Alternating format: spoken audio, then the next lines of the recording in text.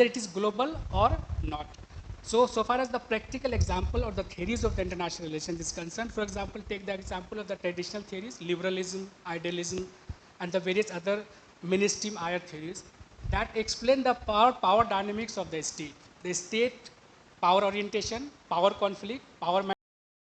These are the concept which deals with the or the cooperations among the states. Means the peace is possible, state to state interaction is possible, and the peace can be promoted by the state interaction. So the liberals and the mainstream thought is liberal and the realistic school of thought. But in that you will find that knowledge, as Dr. Atul Misra is talking about, that knowledge whether it is coming from the west or the knowledge whether it is coming from the east, it is nothing to do with the discipline, which is right. We are not also not engaged in a kind of binary of the west and the east. Rather, we are trying to make the international relations as a discipline more comprehensive and more integrative and more universal in nature. Okay? So in that sense, the traditional IR theories or the IR that we are dealing in a practical sense or also in a theoretical sense, that is dominated by the West. Means the knowledge is coming from the West, and the issues that they are dealing with, that is also in the interest of the West only. Clear? Eh? So in that sense, we are questioning that whether the problem, for example, in the political science or international relations. So in a political science, the domain of political science, we also have the specialization of the branch that we call it the comparative politics or also the developmental studies. So in that, in 1950s onwards, in the discipline of political science and also in the discipline of international relations, what we see a kind of behavioralistic approach and also the emergence of the various third world countries after the 1950 onwards. Okay? There are various countries that liberated from the colonial master, earlier colonial master. So the theoretical foundation or the various methodology that the discipline had before that 1940 or 1950s, whatever methods we applied, whatever text and whatever content we had to analyze the discipline of political science and in particular in international relations also. So that theoretical explanation is not adequate enough to understand or to analyze the various countries of the global south, that is the third world countries, which means that the colonial time, there are certain legacies of the colonial master of the colonial countries. For example, the cultural domination of the West and also the intellectual domination of the West and the various other things which is dominated by the Western countries, that is the colonial masters. So after that liberations of these countries, that is the third world countries of the global south, so they have their own peculiar problem of the culture, problem of the dynamics of the peace and various other aspects of the things. So for that matter, the challenges which are faced by the third world countries or the global south, which was not there in the case of the Western society. So the theories or the methodology that they applied or the context that, or the text that they had to explain the dynamics of international relations, that were only suitable to the Western society or the Western world. Clear? So in that sense, that third world society, they have their own problem and the methodology was lacking to explain that sort of things. Okay? So in that way, so the international relations that deals with the universalization or the universal issues, for example, peace, for example, powers, for example, conflict, which is universal in nature, but in a practical sense, it was not including the various issues, the challenges which are faced by the global south or the third world countries. Clear? So for that matter, there are emergence of the various other scholars. They are talking about the conception of global international relations. So which means that the thesis that we're trying to prove is that we are not against the Western contribution of the international relations. Rather, we are also pushing that the international relations as a discipline, they must also include the various issues, various issues which is there with the global south and also the contribution that they are giving in the so far as the evolution of the international relation as a discipline is concerned. Clear?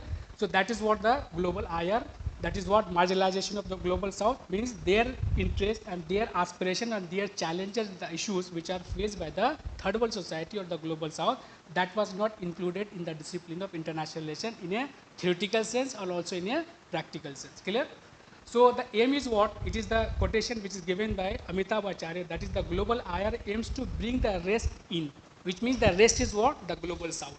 Clear? So we are not against the Western, rather we are trying to make the discipline more more inclusive and more comprehensive in nature, so that the issues of the global south also included in the discipline of international relations as well. What are the core ideas of the global IR? That is pluralistic universalism. Clear?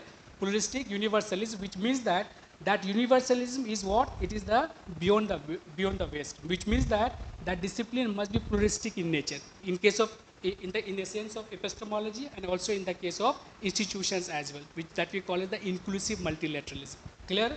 And the historical inclusion, that is what the acknowledge of non-Western contribution to international system before and beyond the Westphalian model, which means that 1648, that is the Westphalia, that is the genesis of the international relations, and in that they must also trying to include that is the global issues of the global south as well. And these are what the complement, not replacement, that is what that already is done by the Atul Mishra in his lecture also. Reason for the Western IR domination, that Amitabh Acharya in his book, the various, and also that Barry Bozan in his book also written this, what are the reasons that we need to have a global international relations, and what are the reasons that the international relations has been dominated by the West. These are the basic reasons of that, which the first is what? The hegemony of the Western institutions and scholars. Clear? That is what the Western universities, journals, funding bodies dominated IR discourse and theory production. That is already discussed in the Atul Mishra's classes also. And another reasons for the domination of the West is what? The belief in the superiority of the Western IR theories. For example, that is the white man burden theory. West is only knowing that everything. We are not having any sort of capacity to contribute the development of the discipline of international relations. That is what the belief in the superiority of the Western IR theories. Another important reasons for the Western domination is the lack of institutional resources in the global south. That is, again, it is dealt by the Atul Mishra also. That is the non-Western universities often lacking funding, infrastructure, support, and advanced theoretical work. And in that also, I just like to include is that, so far as for example, the research organization in case of universities, and also the think tanks, that they are doing research in the area of international relations, they are also facing certain problems.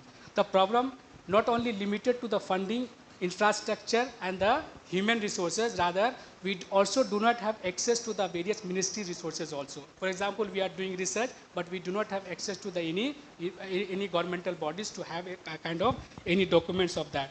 In addition to that also, the language is another problem. We are doing, for example, we are doing research in West Asia. So we do not have the Arabic knowledge. We are working on certain China or certain other area institutes also, but we do not have the techniques of that kind of knowledge also. So that is the another problem, and because of that, the theoretical explanation of the theories of the international relations in the global south is not properly advanced. Okay, thank you. So the language is another barrier. So these are the basic reasons for the domination of the West so far as the discipline of international relation is concerned. And another reasons for the domination of the West is the policy-oriented research over the theoretical development. For example, as Atul Mishra said that in his class, that the theories are coming from the West only, clear? But in our case, we are also dealing with the research. Clearly, we are also doing research, but our research is more policy-oriented. And also in the case of universities, there is a gap between the governmental institution and also the university-based research that we are doing. So whatever research we are doing, if it is theoretically sound, the government is not going to accept that, because the bureaucratic mindset, that they are creating a kind of, they are working as a kind of barriers, that it is not policy-oriented, it is not a practical kind of evidence or any sort of thing. So they are encouraging the policy-oriented kind of thing. So that there is a lack of the theoretical development in the global south is concerned. Another important reasons for the domination of the West in the discipline of international relations is the uncritical acceptance of the Western theories in the global south, which means that whatever theories, as again Atul Mishra is saying, and also we have the evidence of things, if you are doing a good research, but our research is not going to recognize by the Western world. For example, the various research journal, the various books, for example, published by the various a publishing, good publication house, for example, Routledge and like that sort of things. So whatever we will deal or we will produce, it is not going to accept by the various journals which is high rank, and also the books which is published by the good publication house. So what is this? And in another way, if our work is published in a good journals, but it is not critically very acclaimed, but we are proud that we are our journal, my articles is published that in a particular journal and books also. Clear? Eh? So it is what, and whatever sources we are getting from the West, we are uncritically accept that. Means we will quote that. For example, take the example any scholars, whatever they will say, we will just refer that particular author, that this statement is given by a particular author who is from US or who is from any other part of the Western world or the America. So the uncritical acceptance, again, it is one of the reasons for the domination of the Western scholars so far as the discipline of international relation is concerned. Okay? And another important reason is what? It is the colonial legacy in the knowledge system. That is what the epistemological problem, which means that whatever knowledge we are deriving from the West, okay, that is considered as a benchmark. Clear? So that is what the colonial legacy, which means that if you speak in English, then he is a good scholar. And if we will speak in Urdu or Hindi or whatever language that we are using, that statement will not consider as a kind of impact statement, but if we speak that in English, that is what, it is fine, it is well enough, it is well accepted. So that kinds of colonial legacy, the methodology that we apply, the content that we apply, the language we had applied, it is suitable to the Western interest. So that is what that colonial legacy is another problem for the domination of the West in the so far as the discipline of international relations is concerned. And what are the dimension of global IR? So the new scholars which is emerged from the global south, or the scholars who are dealing with the subject of global international relations, their ideas is to make the global international, and these are the important characteristics of the global international relations. For example, pluralistic universalism, which means that the universality is there, but it is not in an actual sense, in a practical sense, or in a theoretical sense universal in nature. Clear? Which means that we are talking about inclusive multilateralism. For example, take the example of United Nations as a multilateral organization or the world organization, and also various other institutions, for example, WTO, IMF. These are the institutions which is created by the West. We are not having that for any problem regarding the setup or the establishment of that organization as an international body, but we have problem in the functional aspect of that institution. If you take the example of the functional dimension of the United Nations, it is controlled, that is the United Nations Security Council, it is controlled by the Western world, clear, or the major powers, Britain, maybe United States of America, sometime China and sometime not, and Russia sometime and sometime not. So that pluralistic universalism that required the contribution of the global south, that is the middle power, just to make that sort of institution more universal and more inclusive in nature. Clear? That is what we call as the pluralistic universalism, and that is the one of the important dimension of the global IR. Clear?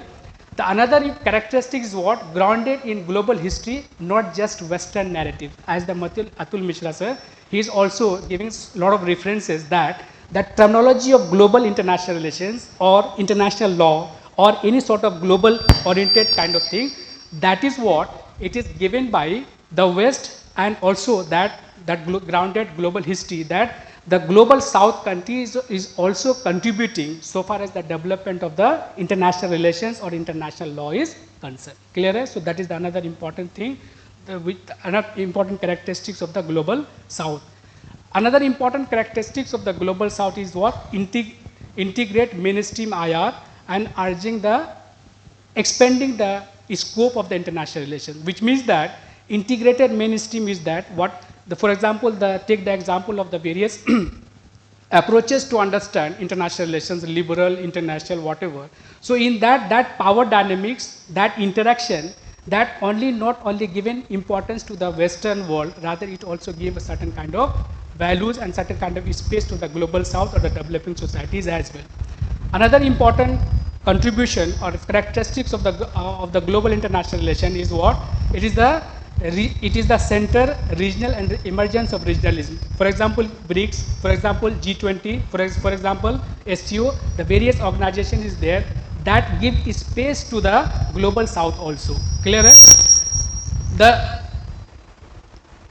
and that is what I'm just concluding the things, because the things is also already done by the previous scholars also. Whatever we have discussed, the conclusion of the discussion is that the international relations in a theoretical explanation and also in a methodological explanation, that is largely controlled by the Western scholars or the Western contributors, and that gives benefit, or that give only space to the Western interests and the Western nations only.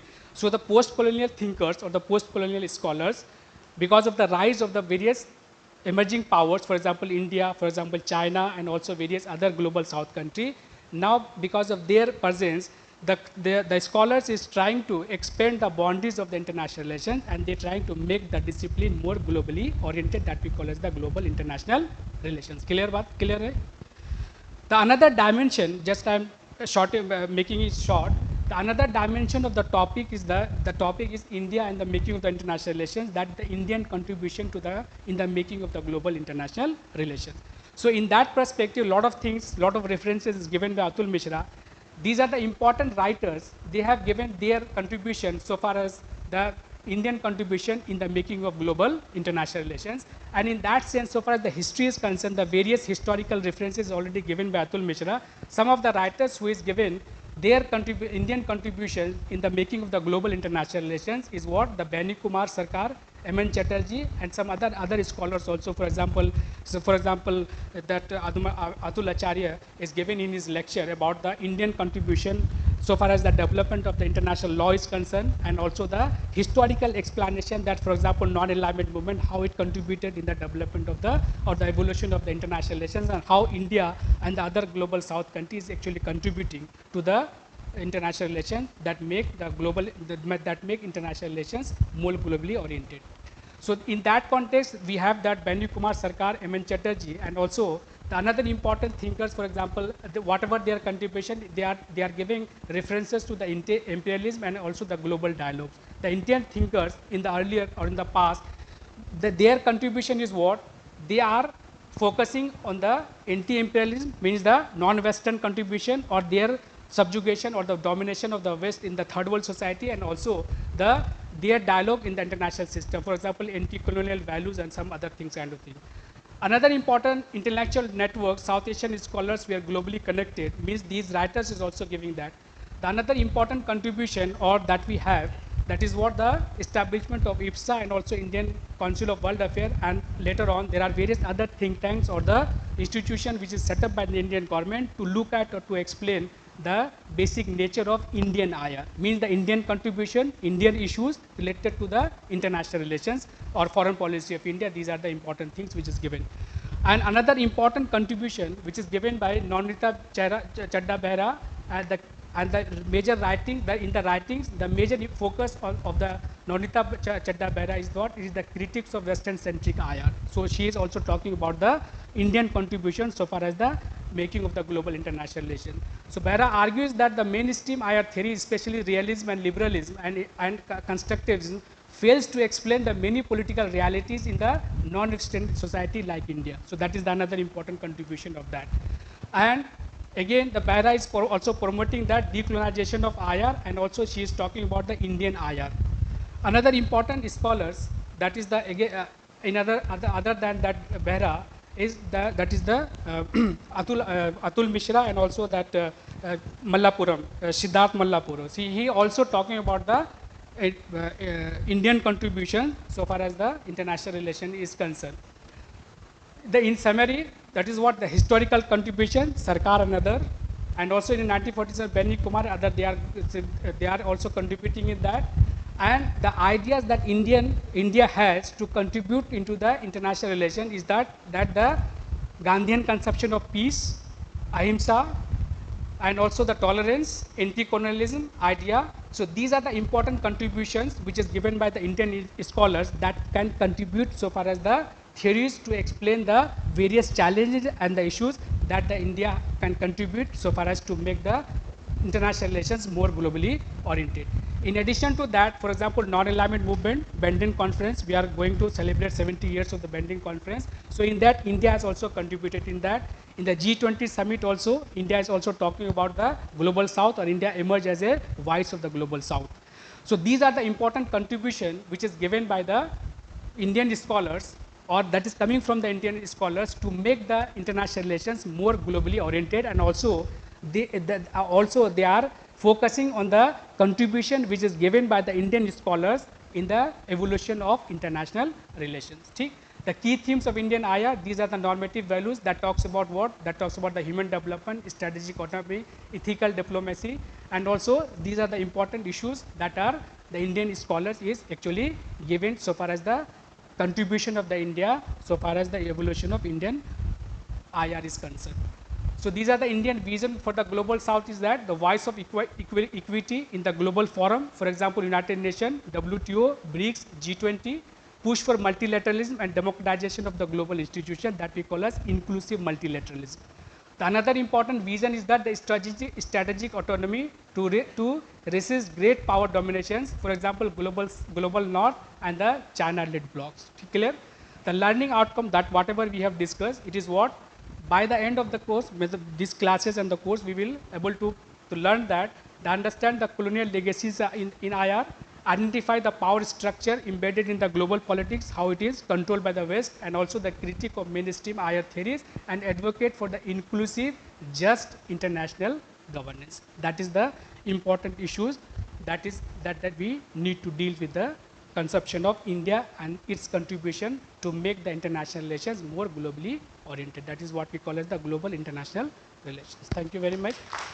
And it is more a kind of interactive class. It's not a detailed kind of classes or class. Rather, the Atul Mishra has already deal with all the things related to that particular topic. So it is more a kind of interaction. So if you have any things to share with me, then the house is open to do so. For example, sir, he is also my colleague, senior colleagues. So kindly share some thought. Any issues which is open. The basic is what? Global international relations and the Indian contribution to global international relations. So these are the scholars, they have done their research so far as to make the subject more globally oriented. Clear? Any question? Anything related with the Atul Mishra's session? We can discuss that also. You can actually put forth and then we can have discussion. If you disagree, then why you disagree? If you have agreement, right?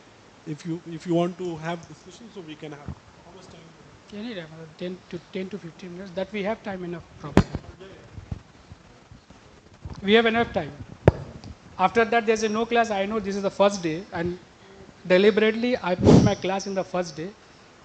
The reason is I am also tired and you are also tired.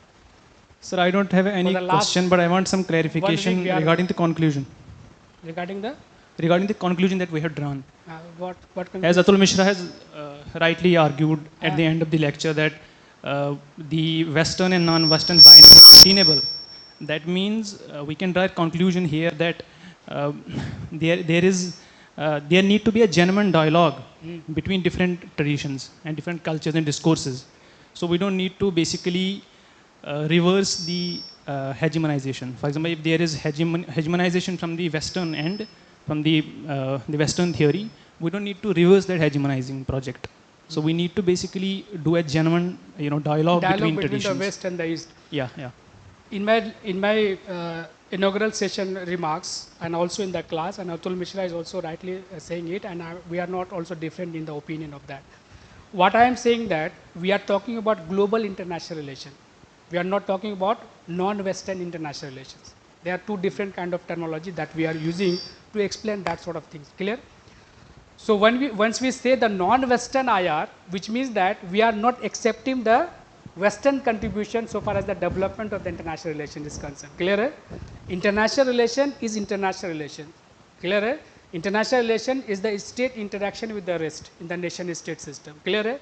But that state behavior which means that in international relations, what we are dealing with the state behavior once the state or when the state or while the state is interacting with the others. Clear? Eh? So in doing so, whatever theories that we have to explain that sort of state behavior, in that what we see a kind of Western domination. Clear? Eh? So if he talks about power, the third world society, they do not have power. They have to be in the framework of the power which is created by the West. Clear? Eh? And the problem which is faced by the third world society or the global south, which is different. For example, the religion, for example, culture, which is more important for us rather for other materialistic aspect. Clear? Eh? So in that sense, whatever things we are affected by, it is not included in the theories which is given by the earlier thinkers to explain the international relations. Clear? Eh? So if we say that the non-Western IR, which means that whatever problem they are facing, whatever issues they have, we are also not going to accept that. So that creates a binary. So we are talking about non-Western, not non-Western IR, rather we are talking about global international relation, which is more comprehensive and more inclusive in nature. Clear? Eh? So if there is a dialogue, for example, Amitabh Acharya, he is from India and he is working there in the United States of America. But Barry Buzan, he is the American, but dealing with the global IR or the global South. So the epistemology or the idea which is coming from the West or the East, we have nothing to do in that. Rather, we are accepting that means the issue is important, whether that issue is universal in nature or not.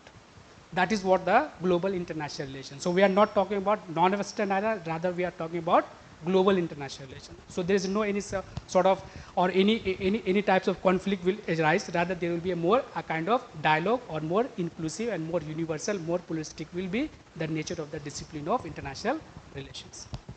I thought we have done.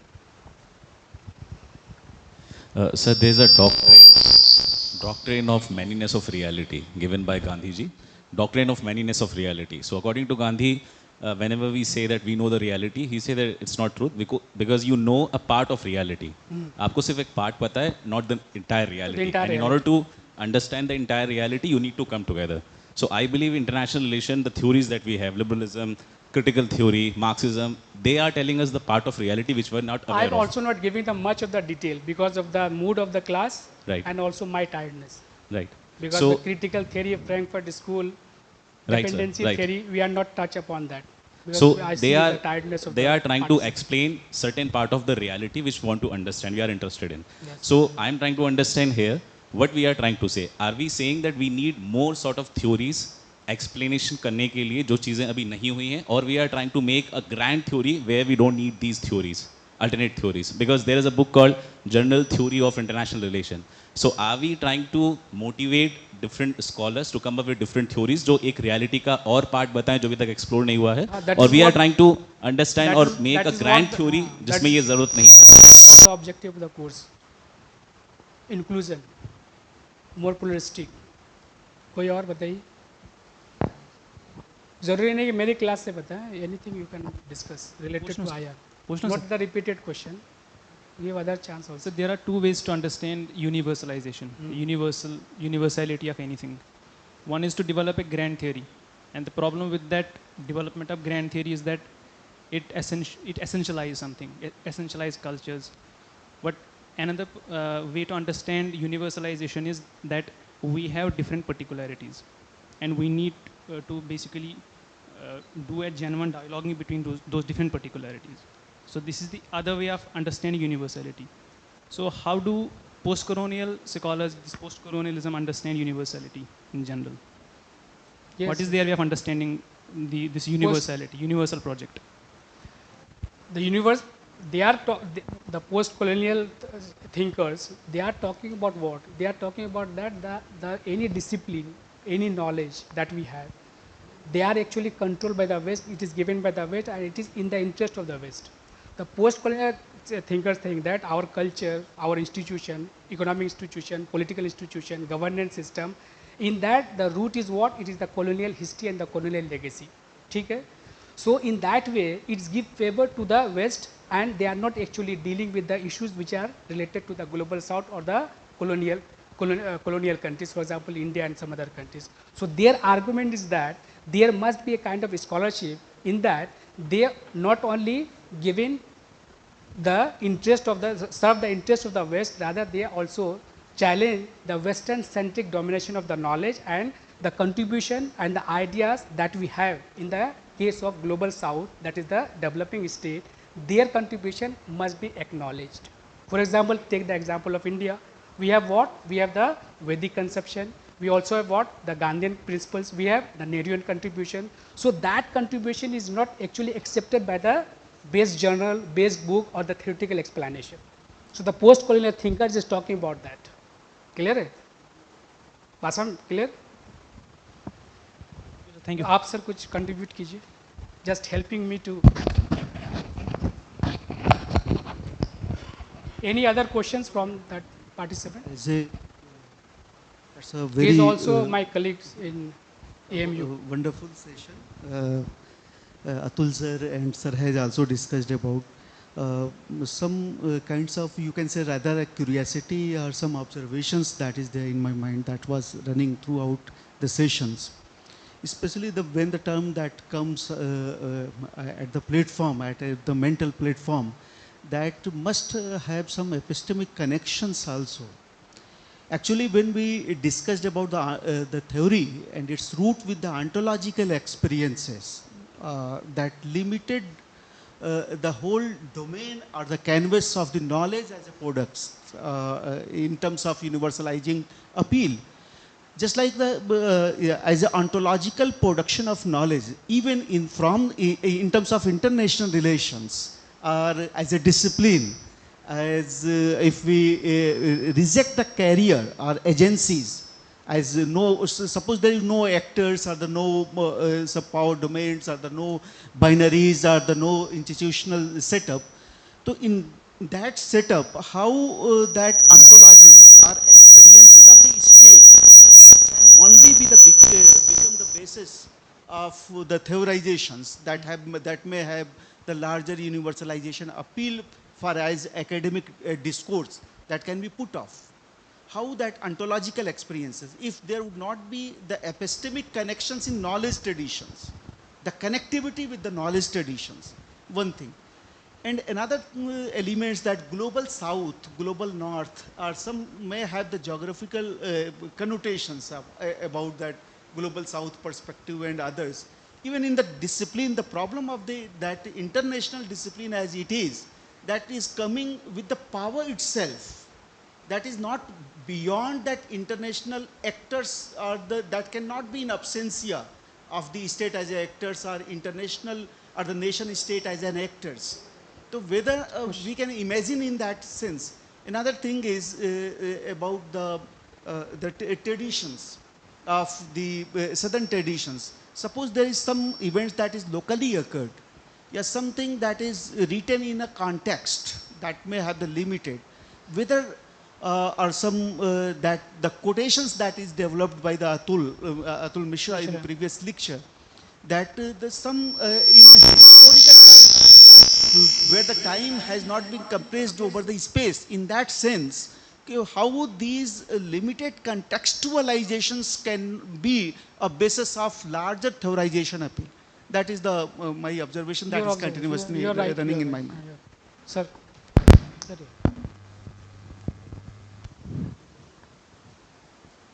Yeah, no, I mean, since Atul started speaking, uh, the initial part, the ontology of the discipline, we couldn't agree more. Uh, but the later part becomes more unsettling in the sense that when he says Western and non-Western, kind of categorization is untenable. To some extent, when we are giving certain kind of fodder to the very hegemonic setup of knowledge production by saying that the discipline called international relations is universal and it is the fault of the practitioners that the international relations discipline is getting a bad name, right? Can we detach wholly from the, say, umbilical cord, the practice.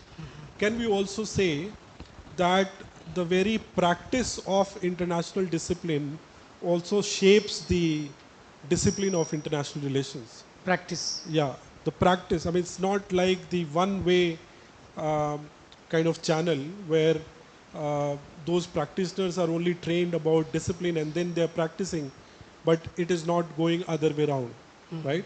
So if that is possibility, then the much of the examples in the canons of international relations, they are the local experience of the Western powers, right? And our students, say in the global South, if we can put it that way, they are more informed about the experience of the, say, Europe and West than the experience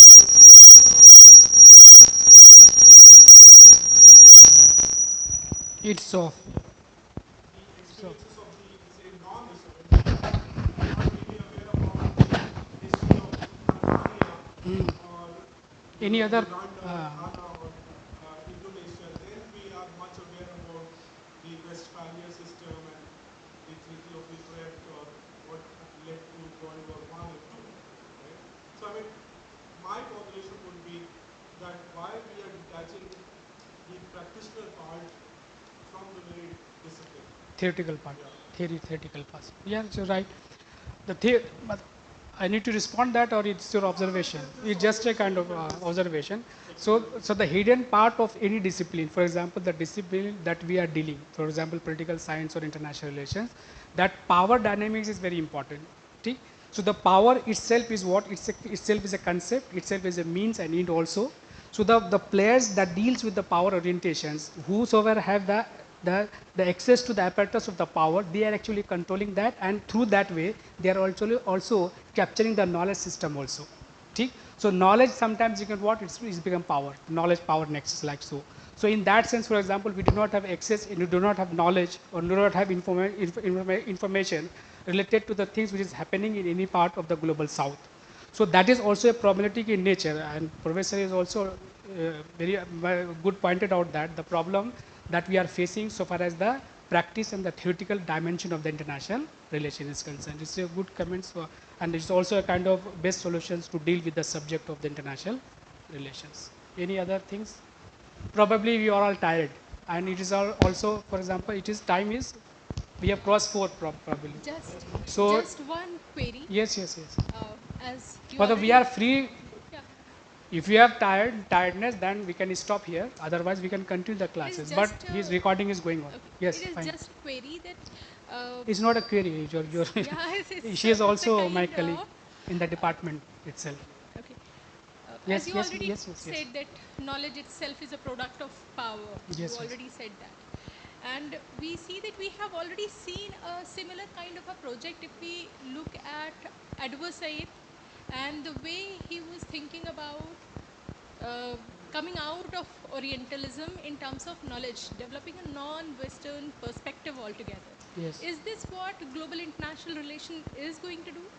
And the thing is that where like all the time we are talking about that yes, India or the global South, it was actually pushing Eurocentrism as the work of Atul Mishra has already shown to us. So what I'm wondering here is that so all of these are correct and have their places, but where Indian political theory of international relation is, we are first of all not much aware of India's ancient international relations. On the other hand, we are not having any kind of a insertion into the hegemonic international relation theory in the present time. So for instance, we are talking about globalization and we keep on talking of globalization all the time, but we are not able to see the presence of India's concept of Vasundharev Kutumbakam Yes, at the yes. international theory. So that's Uh, my query. it's not a query, rather, it's also a kind of observation. The one thing that emerged from the discussion, which is given by Aisha ma'am, is that The Indian contribution, I just forget that the Kotolia contribution of the Mandela theory international relations, that is also. From there, I just trying to respond to your observation is that we have the knowledge, we have the study material, that is the subject knowledge, but we are not able to theorize that.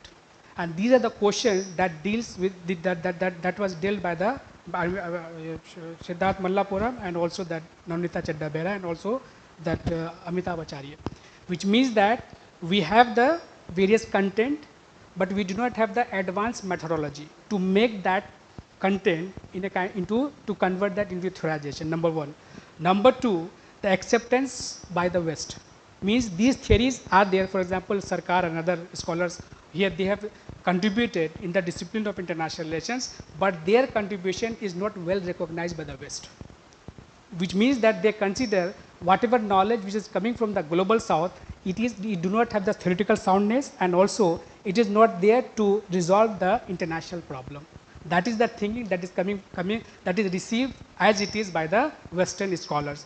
And the scholars coming from the East, they are saying that they also having the lack of some confidence and also the theoretical maturity so far as in the research, and also certain other problems that we are discussing in our lectures also. So that is the problem from the south and also problem from the west. That is the hegemony in that. Any other questions? Right? It's fine. It's okay. Fine. Okay. One question from no question, just comment. Yes.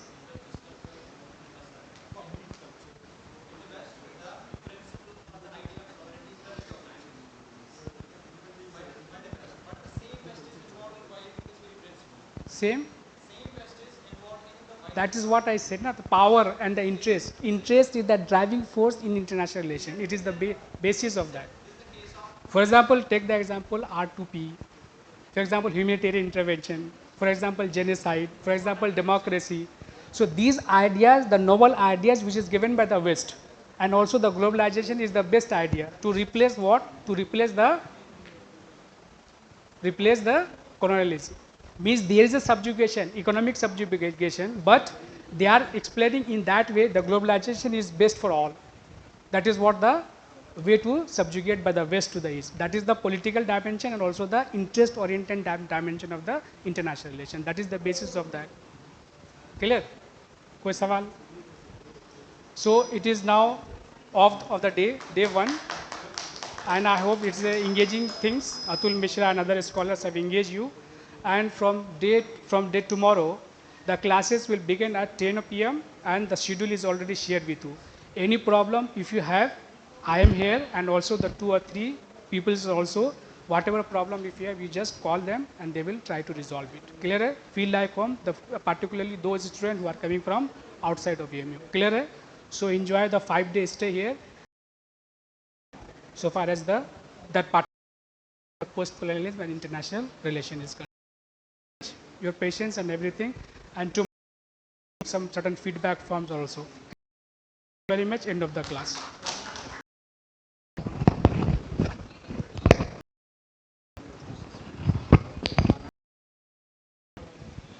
Off हो गया। एक चीज और आप लोग बता दें।